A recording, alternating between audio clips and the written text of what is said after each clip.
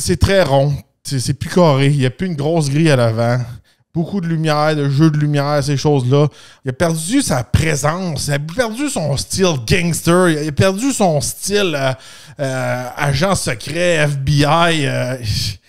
Je trouve qu'ils l'ont trop arrondi. On dirait que c'est un VUS qui sort de chez Infinity ou même peu importe, un manufacturier un peu plus comme japonais.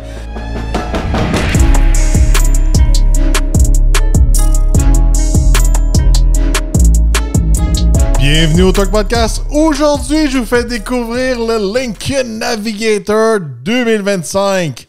5e génération pour le Navigator. Je vous rappelle qu'il y a environ 30 ans, le Navigator, c'est lui qui a créé le segment des VUS de grande taille de luxe.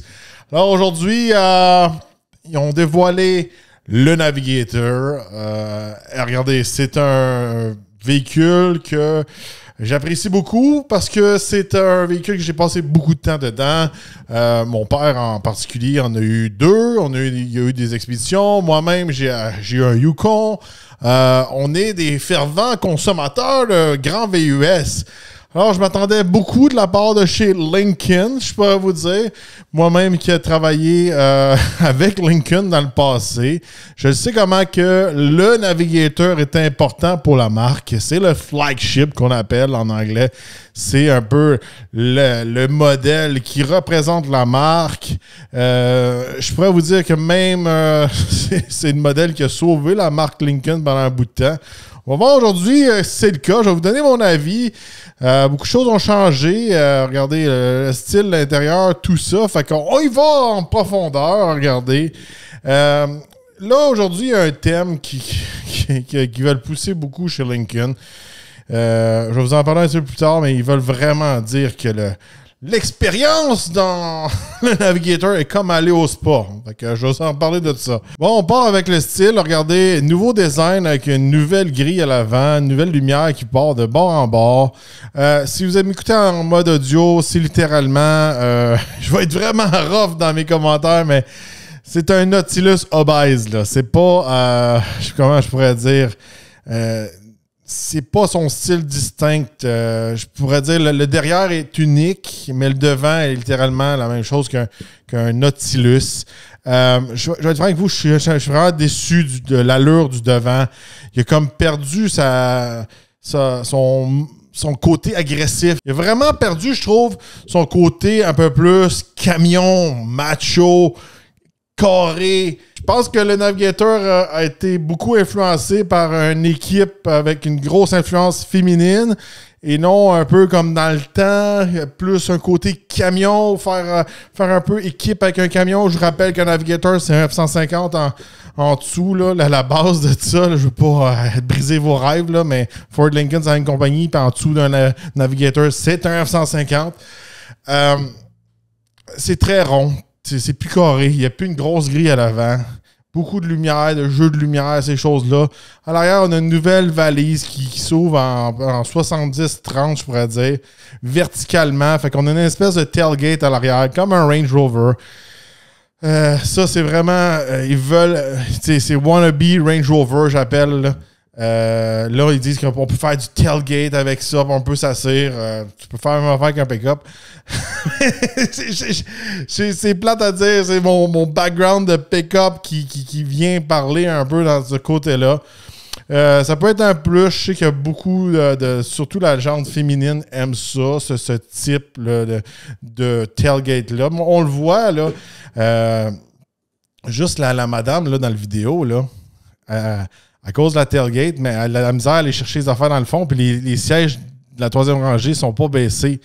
Fait que ça va être plus dur à aller chercher des affaires plus accessibles dans le fond à cause de la tailgate. Fait que c'est toujours un plus, un côté positif et négatif, je pourrais dire. Je trouve que le derrière est quand même bien réussi. Beaucoup d'espèces de lumière, de plastique, tout ça, mais ça fait changement d'auparavant. Mais le reste du camion, je pourrais dire, il est très arrondi. Il a perdu sa présence. Il a perdu son style gangster. Il a perdu son style agent secret, FBI. Je trouve qu'ils l'ont trop arrondi. On dirait que c'est un VUS qui sort de chez Infinity ou même chez peu importe, un manufacturier un peu plus comme japonais. Je suis vraiment déçu du style. Je vais être franc avec vous, là. Il a pas de la gueule comme auparavant. Même hier soir, j'écoutais un film avec Eve, puis là, à un moment donné, en tout cas, là, il y avait une gang de tueurs, de gangsters qui arrivaient, puis ils arrivaient avec l'ancien modèle des Navigator, puis il était tout noir, puis il y avait une grosse grille à l'avant, puis tu sais, ça faisait l'effet gangster. Puis on va se dire aussi, les rappers, ces choses-là, ils aiment ça, mettre des grosses roues, modifier ça. Là, tout ce que je vois, c'est un Nautilus obèse. Il a été grossi, il a été gonflé. C'est important que le flagship, je pourrais vous dire, de votre brand, oui, c'est bon quand il ressemble à d'autres modèles dans la brand, mais pas presque identique. Il faut qu'il soit plus différent. C'est lui qui est supposé avoir la plus grosse grille, le plus de côté agressif. C'est ça qu'on trouve chez Cadillac avec l'Escalade. Puis je vais vous dire, l'Escalade a l'air 100 fois plus gangster, 100 fois plus agressif que celui-là. Celui-là, je m'excuse, il a l'air très, très soft, à mon avis, à moi. Le modèle que je vous montre présentement, c'était un Black Label. Là. Les Black Labels sont toujours pas disponibles au Canada. Ça, je comprends pas pourquoi ils les amènent pas ici. Là. C'est quoi le problème? C'est une histoire de concessionnaire qui a pas les showrooms, tout ça. Ça, il faudrait que je m'informe un petit peu plus auprès de Lincoln Canada. Fait que, on le voit déjà. Là, on le voit, la madame, mais pas très grande. C'est-tu un enfant ou c'est une femme? Je ne suis pas sûr. Ça vient avec des jantes de 22 pouces. Fait que, tu sais, encore là, on y va pas gangster comme chez GM avec des 24 pouces. C'est un peu ça qu'on retrouve côté style. Sous le capot, rien de nouveau, je pourrais vous dire. On a toujours le moteur EcoBoost. Puis en plus, ils disent plus que c'est un EcoBoost, ça me fait rire. Ça. Ils essaient de rendre ça fancy chez Lincoln. Ils disent un V6 turbo de 3,5 litres qui développe 440 chevaux et 510 les pieds de coupe. Encore quelque chose que chez Lincoln, je trouve qu'il manque. Pas d'option de moteur, pas de plusieurs choix. Je sais que chez Cadillac, on a enlevé le fameux diesel, mais au moins, on a le 6.2, puis on a la version V, on a une version performance. C'est le fun d'avoir plusieurs options. Puis, tu sais, il ne faut pas oublier que chez GM, on a toujours l'option d'aller avec le Yukon ou le Tahoe, puis tout dépendant de notre budget, puis tout dépendant le moteur qu'on peut avoir. On a extrêmement beaucoup de choix. Chez Ford Lincoln, on est très limité. On va voir qu'est-ce qu'ils vont faire avec le nouveau Expedition. Habituellement, quand le Navigator sort, l'Expedition va sortir après. On va voir s'ils vont rajouter des options. D'après moi, ça va être la même chose qu'on voit là. Il n'y a pas plus d'options de côté motorisation.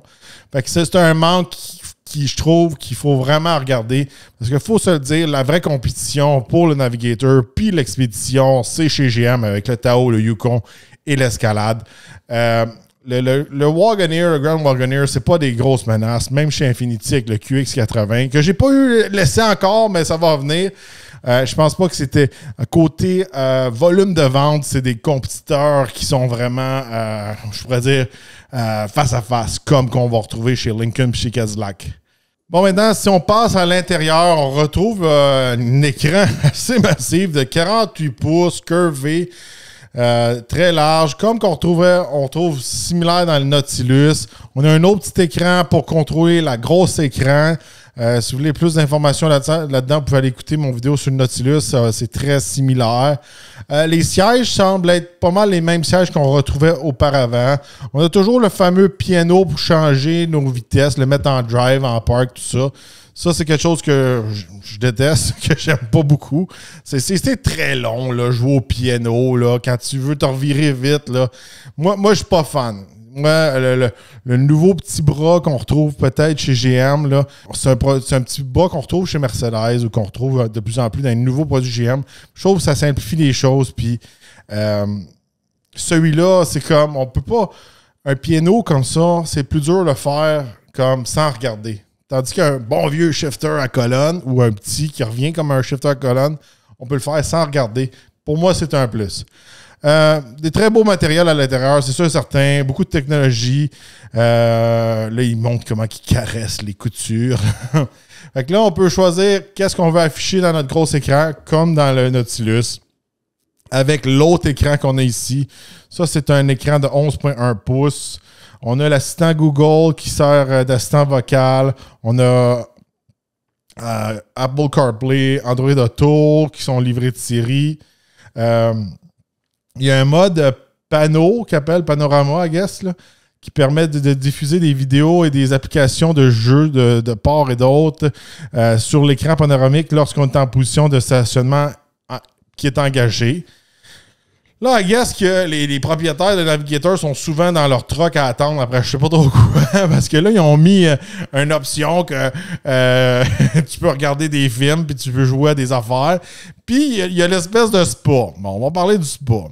Je vais vous le lire là parce que j'ai de la misère à l'expliquer dans mes mots. Là. Ça s'appelle la technologie Lincoln Rejuvenate, que l'on pourrait comparer à un spa sur roue. Attention, sport sur roue. Ça ajuste automatiquement les réglages du siège avec fonction de chauffage et de massage, les réglages de climatisation, le parfum choisi, l'ambiance sonore, l'éclairage, les éléments visuels étendus pour réduire le stress et créer une expérience à bord axée sur la détente.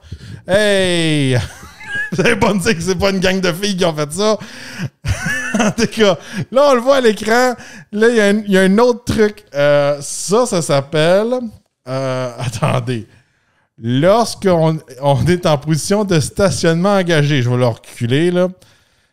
Je fais une parenthèse. Peut-être que vous, ça vous intéresse. C'est toutes des patentes à gosse.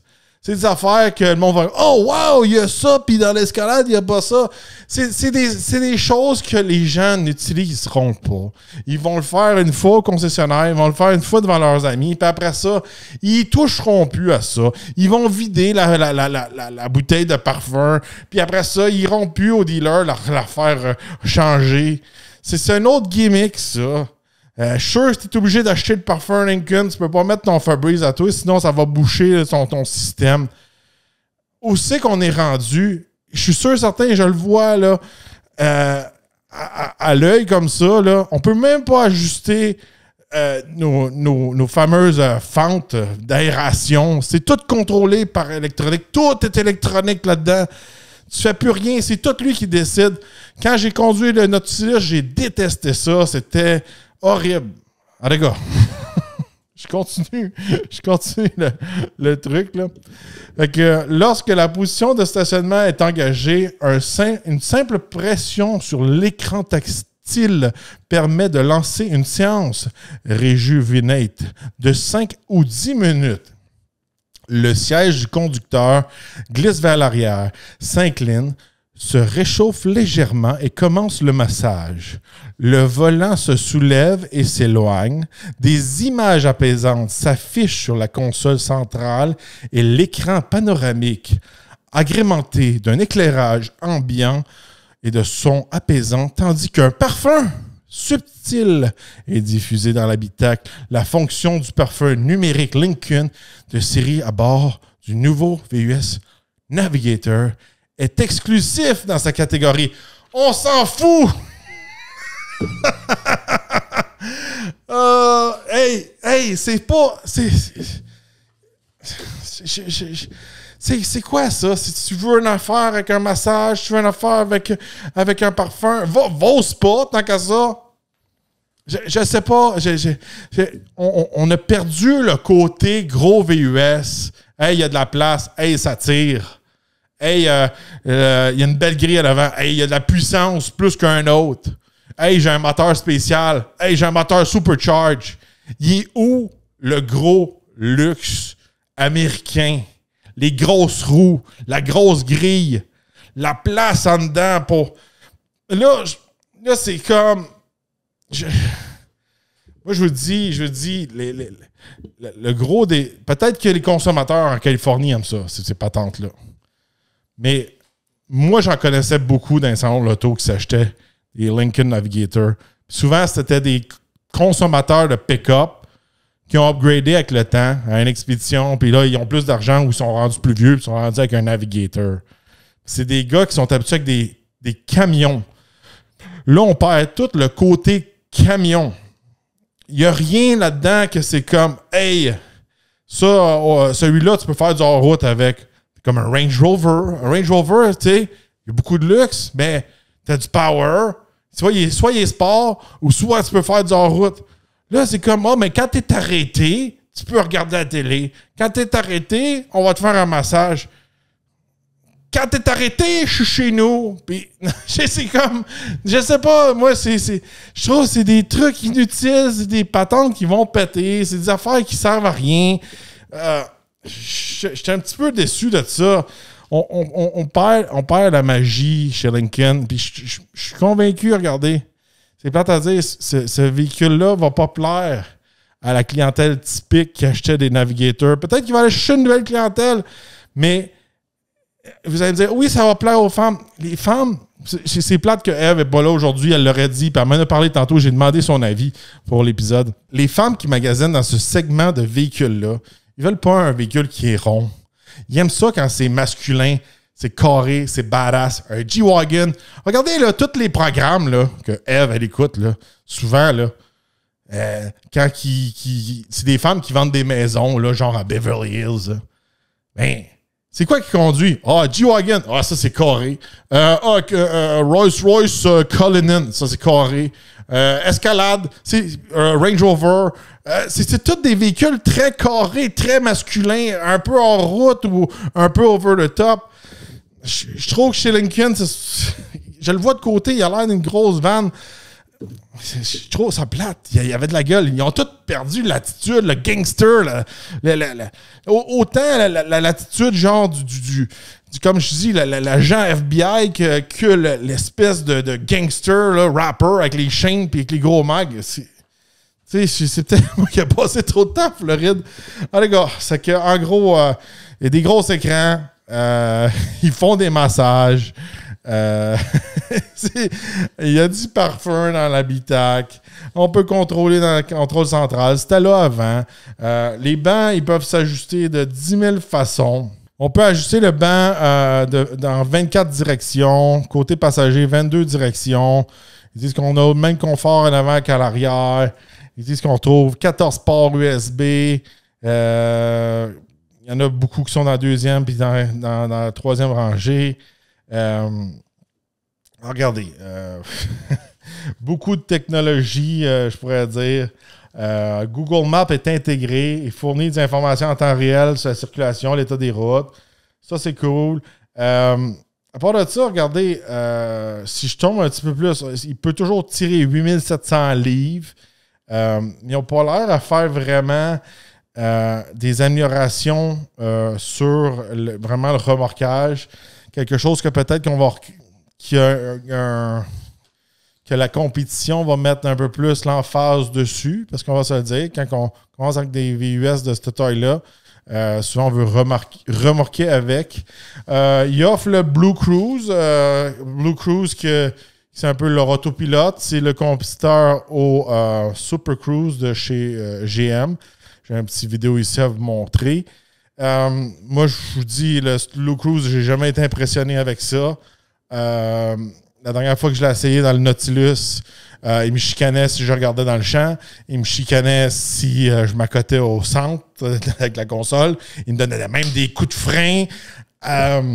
Moi, c'est pas un plus pour moi. Là. C'est quelque chose que je pourrais dire que moi, le Blue Cruise, je le trouve tellement achalant que je ne l'utilise pas. Tandis que chez GM, avec le Super Cruise, c'est un système qui va tellement bien que j'aime ça, l'utiliser quand je fais beaucoup de chemin sur la route. Je vous cache pas, là, peut-être que j'ai l'air un peu émotionnel aujourd'hui. Je m'attendais tellement à mieux. Je trouve que, là, on le voit chez Lincoln, les gens qui prennent les décisions, les ci, les ça. Il manque un peu, là, je sais pas, là, aller chercher un gars du Team Mustang, aller chercher un gars du Team Raptor, emmener ça chez Lincoln. Je vois pas comment il viendrait dominer la game avec ça, parce qu'à chaque fois que le Navigator, il y avait une nouvelle génération, Il venait vraiment écraser la compétition, puis GM n'était pas capable de suivre la game. Mais je pourrais vous dire, depuis que GM ont sorti leur nouvelle génération de VUS de grande taille en 2021, puis là, ils font leur refresh maintenant, là, en 2025. Je trouve que le refresh de chez GM est meilleur qu'une nouvelle génération de chez Lincoln. Fait que, tu sais, je trouve que Lincoln ils n'ont pas assez poussé, ils n'ont pas mis assez la gomme, selon moi. C'est beau, la valise en arrière. Je vois pas le plus que je pourrais vous dire que moi qui consomme ce genre de véhicule-là, qui a eu un Yukon, même qui conduit pendant plusieurs road trips des Navigator, je vois pas pourquoi qu'est-ce qui me dit je vais aller chez Lincoln. Chez Cadillac, on offre plus de choix, peut-être même plus de luxe. Oui, on n'a pas tous les écrans, mais je vous le dis, c'est mon expérience à moi dans le Nautilus. Les écrans, ça ne changeait rien dans ma vie. C'était plus de troubles, c'était plus déconcentrant que d'autres choses. Le manque de contrôle que j'avais dans le Nautilus, de ne pas pouvoir contrôler mes trappes d'air, me faire chicaner par le véhicule, donner des coups de break, ces choses-là. J'ai trouvé ça extrêmement désagréable. Puis je me sentais pas en contrôle du véhicule. Je me sentais, parce que le Nautilus est fait en Chine, je me sentais dans un véhicule communiste, que genre, ils veulent te contrôler, puis t'as pas la liberté de faire ce que tu veux avec ton véhicule. C'est le sentiment que j'avais. Peut-être que dans le Navigator, je vais me sentir dans un spa. Puis pendant mon essai du Navigator, je vais aller me parquer au IGA pour faire des séances de spa à sentir du parfum. C'est le gars de truck qui parle. Je vais être franc avec vous. Là. C'est des gadgets pour essayer de parler d'eux autres. Mais il n'y a pas de... Comment je pourrais dire? Ça donne pas de substance pour moi. Ça donne pas assez quelque chose de solide, concret. Tu sais, je sais pas. Offre un modèle hybride, offre un modèle avec plus de horsepower. Tu sais, en gros, oui, c'est une 5e génération, mais je vous garantis que le frein manteau, le moteur, la transmission, c'est vraiment... Ça me fait penser vraiment à un design qui a été fait par des gens qui n'aiment pas vraiment l'automobile puis qui n'ont pas passé assez de temps dans l'automobile. Il n'y a pas eu d'amélioration côté mécanique. Ils parlent presque pas de la suspension. Rien là-dedans. Il n'y a rien qui ont dit « on a fait ci, ça, ça ». Ils disent... En gros, c'était un peu comme « on a fait comme avant ». Mais regarde, on a un spa. Il aurait pu faire un hybride, quelque chose avec plus de pouvoir, un diesel. Peu importe, même si le diesel ne marche pas chez Kazakh, juste quelque chose de différent de ce qu'il y avait. Un gros plus, un gros changement. Bon, les gars. Le modèle va être disponible au printemps prochain, en 2025. Fait que c'est encore loin. Fait que, regardez, moi, mon avis à moi pour l'instant, je suis déçu. Je pense pas que Lincoln vont reprendre leur place numéro 1 dans les grands VUS de grande taille avec ce qu'ils offrent, je pourrais dire, présentement. Avec ce look-là, les mags, ces choses-là, moi, ça passe pas très bien pour moi. Je pense qu'il n'y a pas de gueule, il y a une petite grille à l'avant. Il a tout perdu son rare. Alors, dites-moi dans les commentaires qu'est-ce que vous en pensez. Est-ce que c'est important pour vous, l'expérience de spa, et les gros écrans, puis tout ça? À un moment donné, quand j'ai parlé du Nautilus, quelqu'un m'a dit « T'as oublié de parler du parfum! » C'est comme... OK. Des fois, on en a des parfums et ils les plug même pas. C'est comme... Le parfum, c'est d'accord. Laissez-moi savoir votre avis dans les commentaires. N'oubliez pas de vous abonner, liker et de partager. Et on se retrouve dans un prochain podcast.